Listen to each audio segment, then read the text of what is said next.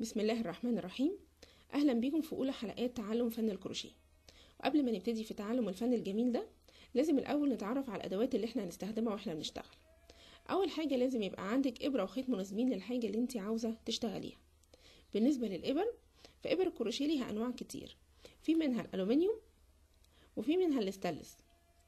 بالنسبه لابر الالومنيوم كل ما بنزود الرقم فيها كل ما بتزيد التخانه، لكن ابر الاستانلس بتبقى العكس، يعني رقم 0 فيها بتكون اتخن حاجه.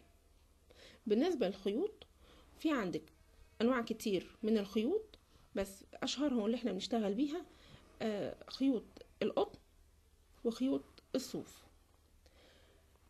في سؤال بيتسأل لي كتير قوي، ازاي اختار الابره مناسبه مع الخيط؟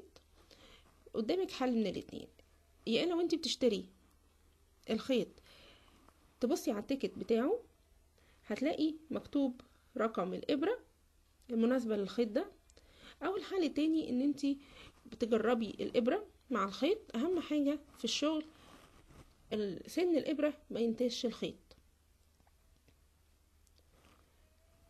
ما ننساش طبعا يبقى معاكي مقص وسنتيمتر، لان دوت هتحتاجيه كتير في الشغل.